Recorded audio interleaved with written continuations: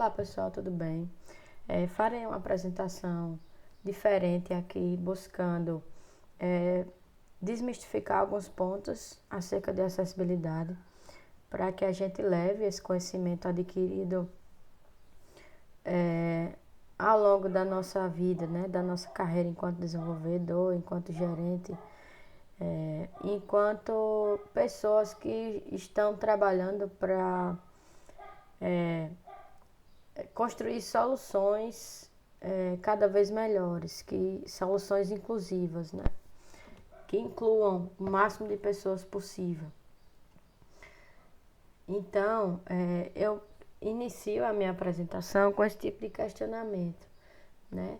O que é que vem à mente quando a gente fala em acessibilidade na web? Né? É um tema a respeito de deficiência visual, né? É o permitir que o meu sistema seja acessível para leitores de tela? Ou é o meu sistema, ele deve apresentar recursos de aumentar a fonte, diminuir fonte, né? Ou ter aquele plugin do Libras, né? Então, com o passar do tempo, a gente percebe que a acessibilidade é muito além disso. Vai muito além, e o que eu percebo é que a gente para um pouco nesses pontos apresentados.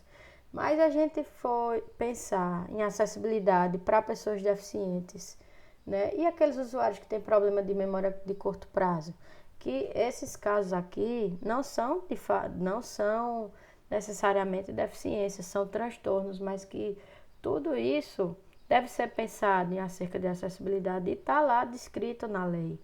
Então, e as pessoas que também não conseguem relacionar a representação de um objeto ao objeto propriamente dito. Ou seja, a iconografia do nosso sistema, ela está bem apresentada, né? Ou o ícone que eu estou utilizando para associar a uma determinada funcionalidade, é um caso de uso do meu sistema, ele está sendo bem relacionado para o meu usuário, né? Porque às vezes a gente projeta sistemas, nós enquanto desenvolvedores, pensando em nossas preferências pessoais, mas nós somos desenvolvedores, né? A gente tem que pensar em quem vai usar o nosso sistema e não em nós, não naquilo que a gente acha bom, naquilo que a gente acha bonito e naquilo que a gente acha legal, né? A documentação oficial da WCAG, ela fala muito disso. Então, é interessante que a gente pense sim nas pessoas que vão utilizar e não em nós. Nossas preferências pessoais, elas devem ficar de lado. É por isso também que existe a equipe de designers, né? Mas enquanto nós aqui, residentes, né, aprendizes, estudantes, a gente tem que fazer pesquisas um pouco também nesse sentido, né, relacionado a esse tipo de questão. E aqueles usuários também que têm dificuldade de manter o foco e a concentração em um texto, né? Por exemplo, pessoas que não conseguem se recordar um minuto, um segundo, que estava fazendo um segundo antes e parou por um motivo ou nem parou. Teve uma distração, ouviu um celular tocar do lado e olhou para a tela e já esqueceu o que estava fazendo. Então, a gente tem que pensar nessas pessoas. A acessibilidade é isso. O meu sistema, ele não pode apresentar barreiras de acesso para qualquer pessoa, seja ela deficiente ou não. Aí a gente entra na questão, nesses pontos apresentados no slide 3, das deficiências que chamamos de DCNAs, que são deficiências cognitivas, neuronais ou de aprendizagem, né? Nesse sentido, encontra-se a dislexia, autismo, descalculia, que é uma forma de dislexia. A descalculia está ligada à resolução de problemas matemáticos, mas não somente isso, né? Por exemplo, eu tenho vários colegas conhecidos que a gente desenvolve uma continha lá de matemática e quando no final vai fazer a soma total de tudo, troca a ordem numérica, a ordem dos números. Por exemplo, a soma de 4 mais 8 que dá 12, você vai, ao invés de pôr 12, você põe 21, né? Eu tenho um exemplo de uma amiga que era professora e ela disse que tinha uma aluna dela que apresentava esse tipo de situação. E ela, enquanto professora naquela época, despreparada também, infelizmente, porque era algo tão repetitivo que ela comentava com a gente, que ela não se importava muito com isso, porque era um problema da aluna. Mas, assim, a gente tem que parar para pensar nessas situações também. Será que aquela aluna não tinha algum problema de associação numérica, esse tipo de coisas? É bem provável que essa aluna tenha, sim, se enquadre dentro do espectro da descalculia. E aí existe também frustrações, ansiedade, depressão, né? E tudo isso são doenças que estão aqui do nosso lado. Então a gente tem sim que pensar em projetar sistemas para esse tipo de pessoa, porque como é que a gente vai saber quem que vai utilizar o nosso sistema, né? Se for uma pessoa ansiosa, né? Esses elementos piscando muito, a gente sabe que eu mesma não gosto muito de utilizar sistemas com muitas cores vibrantes. Às vezes a gente dá uma dor de cabeça utilizando aqueles sistemas que ficam piscando muito, que há muitos elementos que popam em tela. Isso é ruim. Então, eu não sou deficiente, nem até o momento me enquadro nas DCNAs. Isso porque eu não fui diagnosticada e nem, não busquei. Mas como que eu vou saber, né? Que se eu não tenho, se eu não estou dentro de algum desses espectros aí. Então é importante que a gente pense nessas pessoas e deixe, sim, de fato, nossas preferências pessoais de lado. Isso aqui é um exemplo de um texto, como que a gente consegue identificar a mensagem que esse texto nos passa, né? Isso aqui é só uma forma, uma das inúmeras formas que uma pessoa com dislexia, né, e algum tipo de dislexia mais ligada à disgrafia, consegue ler. Consegue ler não. Como que ela enxerga um texto, principalmente se ele estiver todinho em caixa alta. Então, qual de nós consegue entender esse texto? E uma pessoa com dislexia, que a gente não sabe quem são, e nem garantimos, nem podemos garantir que não hajam pessoas disléxicas dentro lá dos usuários que vão operacionar esse sistema que estamos construindo. A gente não tem como saber que não tem ninguém lá que tem algum tipo de problema nesse sentido, né? Problema ou transtorno. E mais, se for uma pessoa que tem problema de daltonismo e ainda por cima dislexia, né? Que aí isso nós chamamos de comorbidade. É uma pessoa comórbida, aquela que apresenta mais de um transtorno ou deficiência. Então, esse na verdade é o texto que está escrito, que esse texto poderia estar sendo interpretado dessa maneira aqui, por uma pessoa que tem problema de dislexia ou disgrafia. Então, essa mensagem é muito importante. Acessibilidade não é só conteúdo acessível via teclado e leitores de tela, como muitos de nós podem imaginar. Não é só isso. Então, essa mensagem eu tirei de uma apresentação da Thalita Pagani, que é uma especialista na área, e ao longo dos estudos dela, ela percebeu que era uma pessoa autista, né? É uma pessoa que está dentro do espectro autista. E para ela falar isso em público foi muito difícil, né? Porque a gente não sabe da dificuldade de cada um, então a gente só tem que respeitar e projetar soluções para todos. Aí vocês concordam comigo que essa mesma mensagem escrita em texto corrido, né? Como deve ser de fato, primeira palavra com primeira letra em caixa alta e o texto corrido é mais simples, se apresenta melhor a nossa leitura, é mais confortável aos nossos olhos. Então, qual é o problema disso aqui? Para mim, nenhum, né? Para mim, nenhum problema, mas de fato, quando eu me deparo com essa mesma mensagem escrita dessa maneira aqui, eu garanto que é mais confortável aos meus olhos.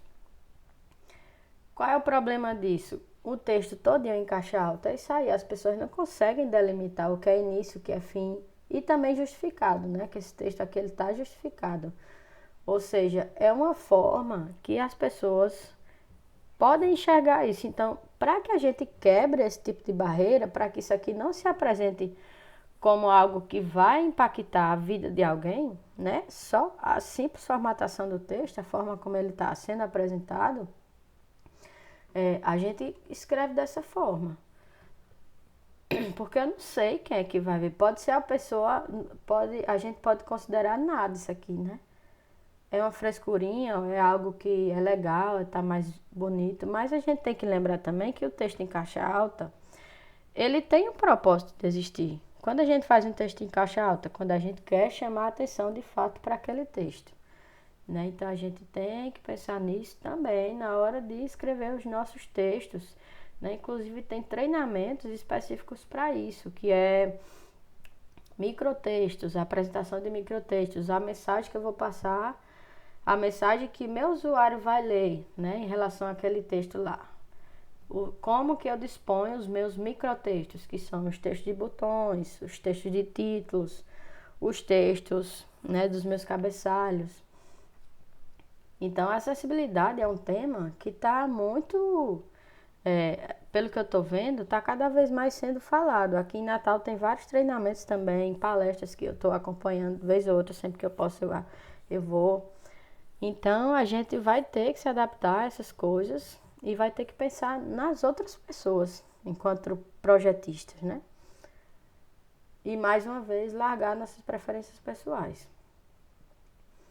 Então, aqui é uma forma, né? Porque que não é interessante manter todo o texto em caixa alta, porque não há uma delimitação de início e de fim, nem a letra todinha a palavra inteira ela é lida como se fosse uma escada, um verdadeiro quadrado. Isso dificulta a compreensão das pessoas que se enquadram nesses aspectos aí. De autismo também se encaixa nisso aqui, dislexia, disgrafia e várias outras que podem também se apresentar, esse tipo de situação pode se apresentar como barreiras. Isso aqui que eu trouxe para vocês mais uma vez é o APG do ARIA. Isso está na apresentação anterior, mas é o seguinte, eu trouxe aqui para vocês porque esse site, né, esse conteúdo aqui, ele está disponível nesse link que eu coloquei aqui abaixo. Isso aqui é a forma correta de como cada elemento ou componente deve se comportar, né, em termos de acessibilidade. Então, a gente tem aí como que o alert ele deve se comportar em tela, os dialogues, né, que são bem parecidos. Então, quando a gente clica em cada um desse link aqui, ele tem uma demonstração, né, o exemplo. Como que ele deve ser acessado via teclado, como que o leitor de tela ele vai enxergar isso, como as pessoas que estão lá nos DCNAs interpretam essas coisas. Então, a gente vai perceber aqui que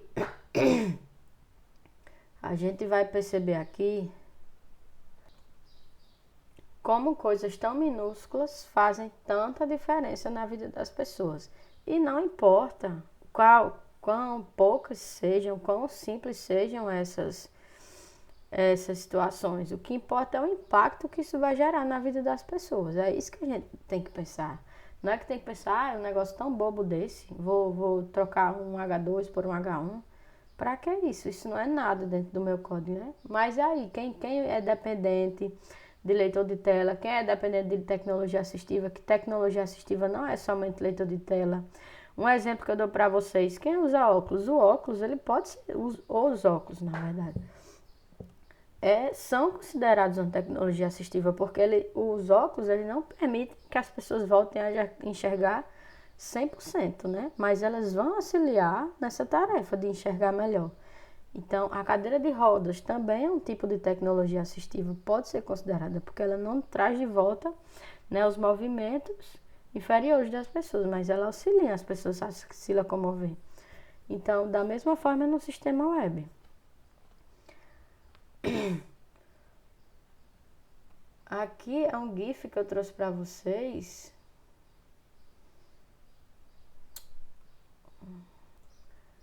Como eu estava dizendo, isso aqui é um GIF que eu estava apresentando via PDF, né? Havia esquecido desse detalhe. Que eu coloquei aqui,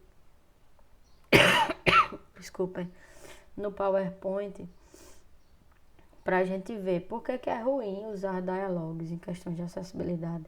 Vocês não entendem a frustração que é a gente buscar fazer uma funcionalidade de um sistema e não conseguir fazer, né? Mais uma vez eu repito, para nós é fácil, mas eu não sei quem é o usuário do meu sistema. Então eu tenho que garantir que o sistema não apresente barreiras de acesso. E se o alert ele vai ser uma barreira, né? O elemento que se popa na tela, vou utilizar esse termo, que ele está popando, que ele está surgindo, que ele está fora do contexto principal. O contexto principal eu falo a página, né? Clico lá no botão da página e aparece um elemento que surge de fora desse contexto. Isso pode ser uma forma de alert, a gente tem que tratá-lo como alert. Nesse documento aqui, da APG, ele fala disso. Aqui a gente tem como o alert se apresenta e como o alert em message dialog se apresenta. Então, se a gente for parar para analisar, são basicamente a mesma coisa. Então, se a gente atender a como o alert vai se apresentar, a gente consegue atender bem também essa segunda questão.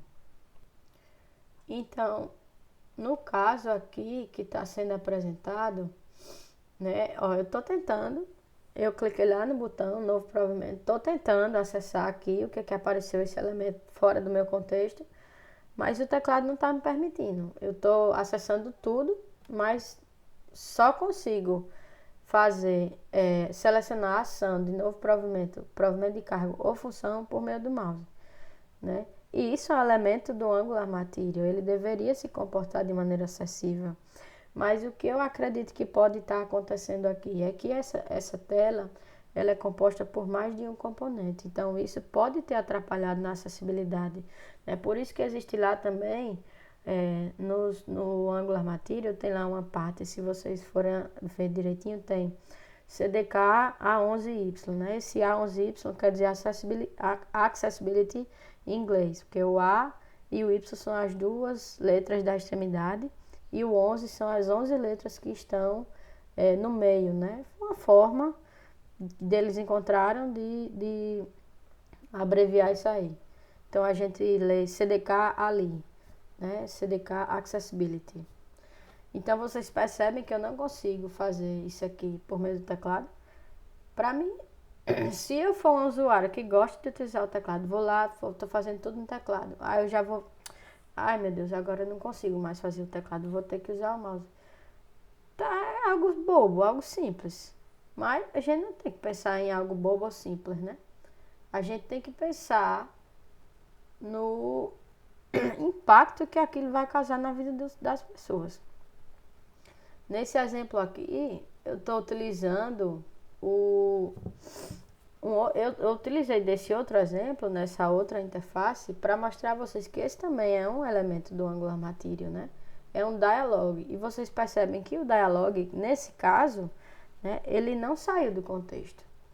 Em nenhum momento eu estou acessando via teclado e assim, o Focus tem uma diretiva que chama Focus Trap, que é que o foco não deve sair do elemento que eu estou acessando em questão. Então, nesse caso anterior, nós vimos que o foco saiu totalmente, né? Mas aqui não, aqui ele não sai, só que está acessível a pessoas que enxergam, né? Pessoas que tá ótimo aqui o comportamento. É um teste legal de acessibilidade, no entanto, para uma pessoa que se utiliza de um leitor de tela, não é legal, porque o leitor de tela ele tem que enxergar aqui. Quando ele clicar lá no botão de mais, ele vai ter o dialog ele vai se apresentar como novo papel dialog. Nesse caso, o teste com o teclado ele passa, mas com NVDA, que é a tecnologia que eu utilizo para testagem, né? O leitor de tela que eu utilizo para testagem de sair para pessoas com deficiência visual ou baixa visão, ele não passa, porque ele não lê a informação de maneira adequada.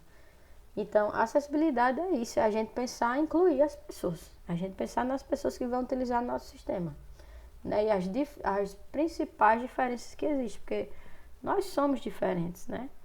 Vocês são diferentes, todos nós somos. Então a gente tem que projetar sistemas pensando nessas diferenças, né?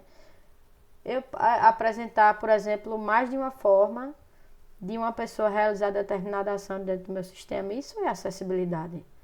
Porque se um público gosta de acessar de maneira A e o outro público B não gosta de... Desculpem.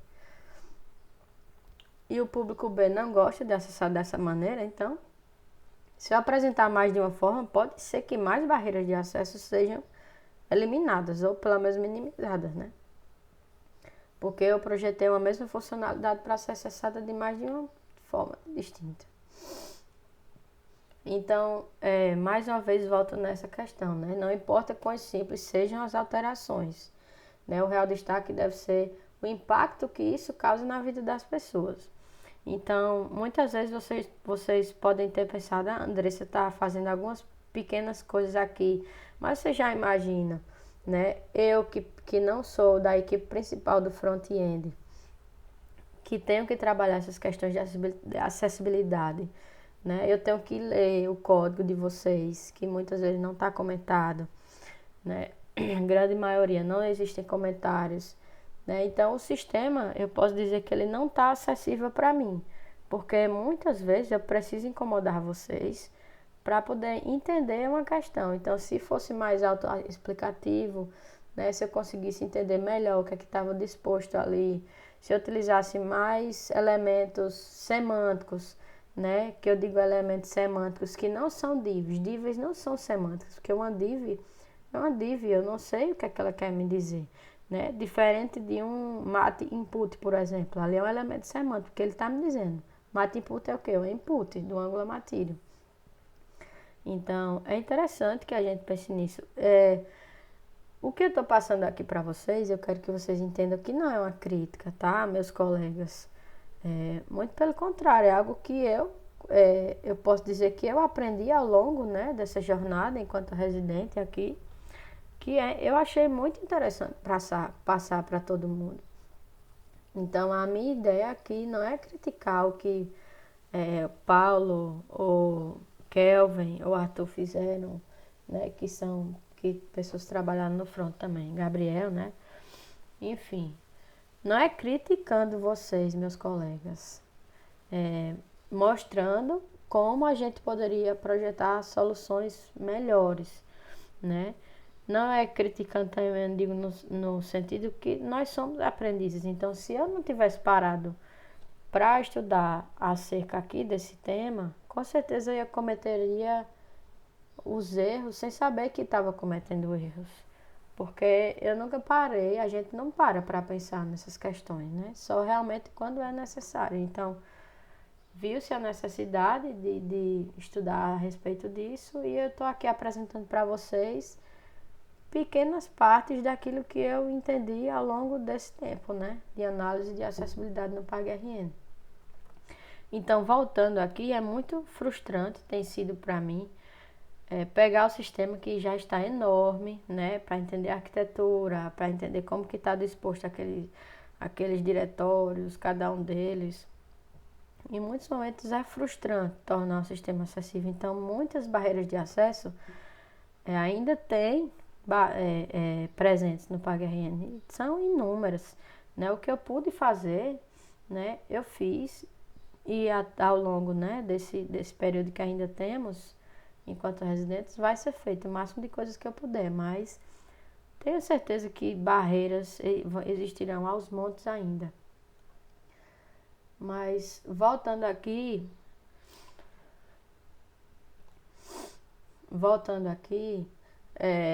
essa é uma delas. A gente viu como é ruim, que entendemos como é ruim para uma pessoa interpretar isso aqui. Né? Uma pessoa que pode ter algum tipo de transtorno em relação à disgrafia ou descalculia, nem só. Tá? Nem somente, né? Talvez sim, tenham pessoas que não tenham nada disso e simplesmente não se sintam confortáveis com letras em caixa alta, né? Palavras em caixa alta. Então, a tecnologia assistiva, ela lê isso aqui de maneira distorcida. O leitor de tela, ele lê isso distorcido, ele vai tentar ler formulário, porque ao invés de formulário, porque o leitor de tela, ele interpreta essas palavras como se fossem siglas, né? Então, ele interpreta tanto o HTML quanto a folha de estilos, o CSS. Então, é interessante que eu estou trazendo isso aqui para vocês, porque são problemas recorrentes, né? Que a gente já tinha passado, mas que, ou para a gente entregar logo, né? Fazer as nossas coisas mais rápido, defender nossas tarefas mais rapidamente, a gente acaba cometendo a mesma falha, né? De fazer o que já estava feito, né? Repetir o que já tinha feito. Mas isso aqui não é legal. É interessante que toda a estilização vá para o CSS de fato, para que a gente não apresente esse tipo de barreira, pequena demais, mas é uma barreira. Então, o nosso sistema, ele tem, para ser acessível, ele tem que ser eliminado de barreiras ou minimizado as mínimas barreiras de acesso possíveis. Outra coisa que eu trouxe aqui é que várias modificações que eu fiz ao longo desse período, eu percebi que foram quebradas. Aqui é um exemplo que eu trouxe para a gente ter um pouquinho de atenção também nos merges, né? Eu cometi falhas com merges, vocês me ajudaram, né, para corrigir isso, mas se a gente se depara com esse tipo de situação, só que eu acredito que tenha sido merges mal sucedidos, né? A gente mesmo corrigir, né? Não precisar que eu, por exemplo, como estou aqui em questão de acessibilidade, eu vá corrigir isso. Se a gente se deparar com isso, a gente corrige e pronto. Então, várias coisas foram perdidas e eu estou só citando para a gente ter atenção também nessas coisas.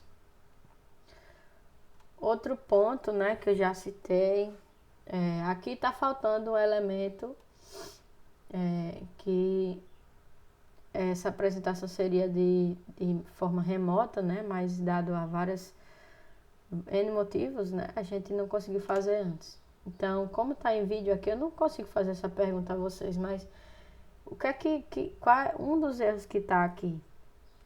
Primeiro, eu não tenho atributo alt, né? Porque se a gente for apresentar isso aqui para alguém, digamos, para o nossos coordenadores, não, a pessoa que está acima deles, né? A pessoa que contratou lá a gente para fazer isso aqui, para um secretário, por exemplo, da secretaria. E de repente a internet caiu, eu não conseguiria, a imagem não seria exibida e não existia lá o atributo alto para dizer o que é aquele significava, e aí vai ficar sem significado. A gente tem que explicar, isso é chato. Né? Da mesma forma para a pessoa que necessita de tecnologia assistiva. Ela não enxerga, gente. A pessoa não enxerga, então a gente tem que pensar. Pra gente pensar como que essas pessoas são excluídas dos sistemas, a gente só voltar um pouquinho no tempo e ver o período pandêmico. A deficiência visual é o que tem maior número de pessoas. Então, no período pandêmico, que a gente precisou de se utilizar mais de sistemas web, dos aplicativos, que nada a gente podia sair de casa, como que essas pessoas sofreram, os deficientes visuais? Eu vi o caso de um rapaz deficiente visual, o nome dele é Marcos, é bem conhecido, tem um canal no YouTube chama... Eu esqueci nesse momento, mas eu posso colocar um link aí para vocês depois. A vida dele, ele é deficiente visual e ele é totalmente autônomo. Só que no período da pandemia ele teve muitos problemas, por exemplo, a pedir comida no iFood. Foi um momento que o iFood também, ele precisou se remodelar para atender as pessoas. Porque esse cara, estou dizendo, o Marcos, ele, enquanto deficiente visual, morando sozinho, foi pedir uma comida no iFood, ele viu lá uma promoção ele brinca com essas situações. Eu vou utilizar até dessa questão viu para falar da percepção, né? Ele percebeu, enquanto ele é deficiente visual, ele não viu, mas ele percebeu Isso é uma diretriz também da WCAG, que tudo deve ser perceptível aos usuários. Então, ele percebeu uma promoção de sushi, comprou, repetido. Comprou 2 vezes, porque em nenhum momento o carrinho do iFood dizia a ele que ele já tinha um elemento igual no carrinho.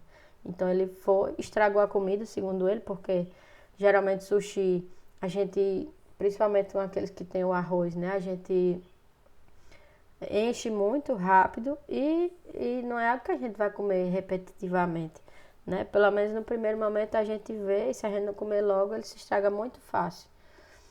Então, voltando aqui para o nosso caso, aqui eu estou com a estilização toda dentro do meu HTML, sem o atributo alto, né? Uma forma de corrigir isso aqui seria isso desse lado, né? Que eu coloquei aqui do lado direito, né?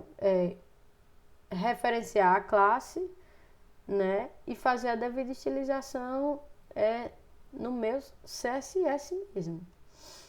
Colocando o atributo alto e direitinho, ó. E esse atributo alto também entra naquela questão dos microtextos, né? Que o alt não é só uma descrição. Eu tô lá com a imagem, eu coloquei uma imagem de proibido na minha tela. O alt não vai ser imagem de proibido. O alt, você vai ter que passar a mensagem que aquela imagem deve passar ao seu usuário, não uma imagem qualquer, não uma mensagem qualquer. Né? Por exemplo, aqui, ó, coloquei o alt, imagem informando que o conteúdo não pode ser acessado. Né? Então, pode ser que não seja a melhor do mundo, mas também está passando a mensagem correta dessa imagem. Né? Outra coisa aqui, tem algumas regras de acessibilidade lá do Lint, que já existiam, essas regras eu queria pausar aqui para a gente enxergar, mas enfim. Aqui em determinados pontos do código tinha uma âncora, né, para mostrar que aquilo ali era um botão, era um clique, né, mas tem essa regra aí do Lint que os elementos clicáveis eles devem ser acessáveis também pelo teclado. Né? Só que tudo bem, a âncora ela pode ser acessível pelo teclado desde que eu que eu desenvolva determinada função para isso, né? Então eu vou lá fazer a função para capturar a tela, se for a tela QAP, se for a tela Enter, a tecla Enter, né? Então, mas eu já tenho um elemento que faz isso para mim. Eu já tenho um botão que se comporta dessa forma. Então o botão eu não preciso implementar nenhuma função adicional para ele verificar qual é a tecla que está sendo clicada, né? E a âncora não. Isso aqui ele está em vermelho porque existe a regra que ele me apontou. Então, eu fiz as funções para a captura de teclas, porque o elemento era a âncora, mas se eu tenho um elemento mais acessível que já faça isso para mim, por que eu vou colocar ainda mais código no meu sistema, sendo que eu já tenho um elemento que faz isso? Basta trocar ali o botão que está resolvido. Isso está aqui também, não o que está dizendo, não é o Lint, né? É eu, enquanto estudante do tema, fui percebendo, né, ao longo do tempo. Outro ponto são esses elementos órfãos, né? Que às vezes a gente vai fazendo, acaba esquecendo. Ó, aqui, por exemplo, esse area label, eu vou dizer que pode... Vamos imaginar que fosse um texto alt, né? add role. Isso quer me dizer o quê? Né? Para uma pessoa que está utilizando lá de uma tecnologia assistiva, se deparou com essa mensagem, add role. Isso quer dizer o quê? Como que ela vai enxergar isso aí? O que é uma role? O que é esse add? Né? Tudo bem se eu fosse uma pessoa de americana ou que fala inglês, né? Eu poderia entender. Mas eu estou projetando sistemas, não é para essas pessoas.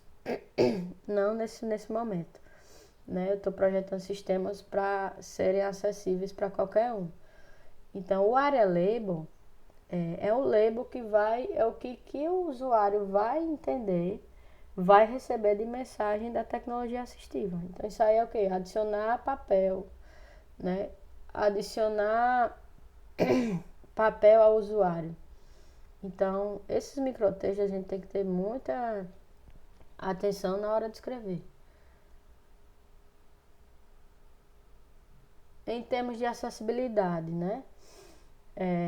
Essa tela aqui, ela não está me apresentando muita coisa. Quando eu me deparo com essa tela, primeiro que eu estou vendo o botão disposto de maneira distinta das outras telas, né? Esse botão ele não deveria estar ali. Quando a gente se depara aqui, o que é que essa tela me diz? Aquela pessoa lá que eu apresentei no início que tem problema de foco e concentração, o que é que ela vai entender dessa tela? Se o telefone aqui dela tocou do lado, ou se a pessoa conversando do lado oposto ali, ela perdeu a atenção por um momento, um segundo, um milésimo de segundo, quando voltou. O que é que eu estava fazendo mesmo, hein?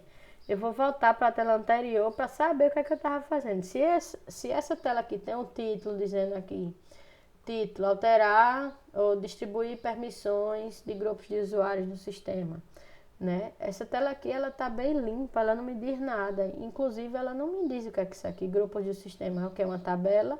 Se eu não passo o mouse aqui por cima e ele me mostra o ícone diferente, se eu não passo o mouse por cima e o ícone não muda, desse ícone de seleção para o ícone que vai me passar mais claramente que é um elemento de arraste e solta, eu não ia saber nunca, né?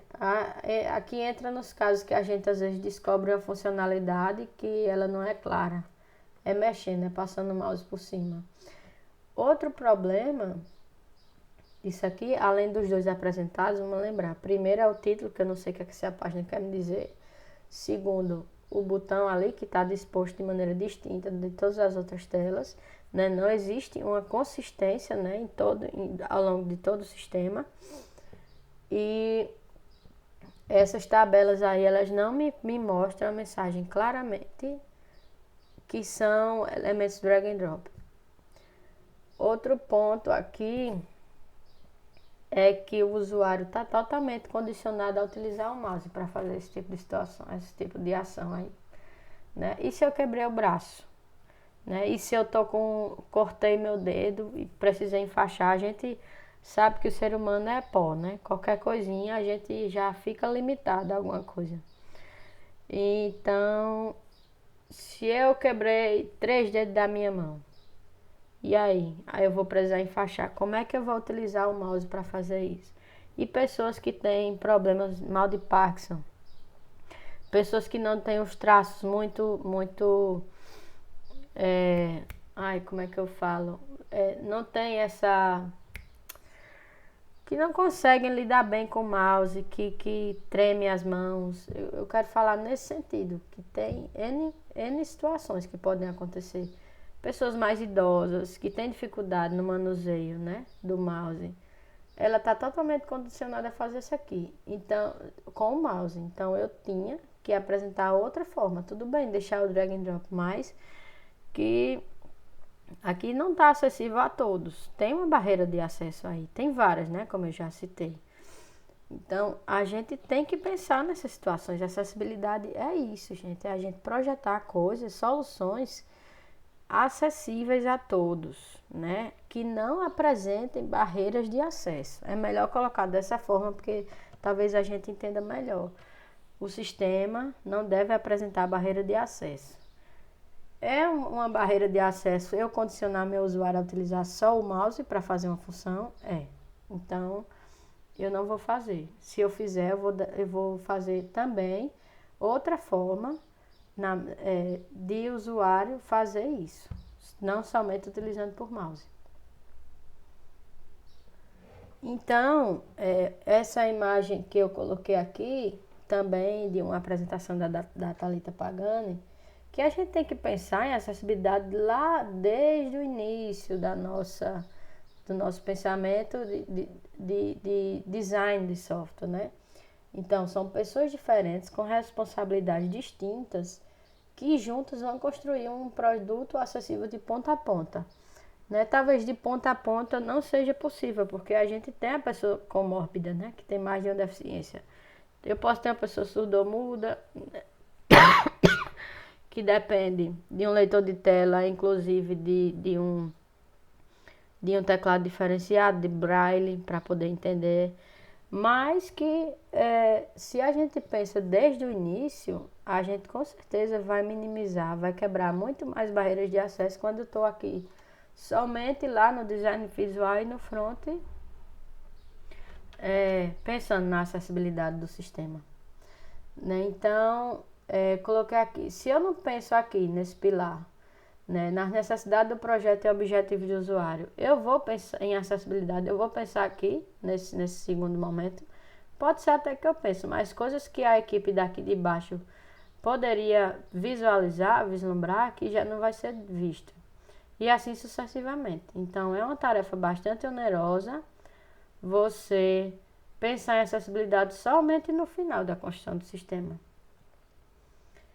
Então, eu trouxe essa frase aqui que afirma que o bom designer ele é invisível. Então, que eu seja invisível, que nós sejamos invisíveis na hora de projetar nosso sistema. Porque isso fala no sentido de eu não preciso verificar uma barreira para poder ir lá corrigir. Eu preciso pensar nela antes de projetar o nosso sistema. Então, é essa a mensagem que eu tenho para vocês. Nos vemos. Um abraço a todos e sucesso aí na carreira de todos vocês.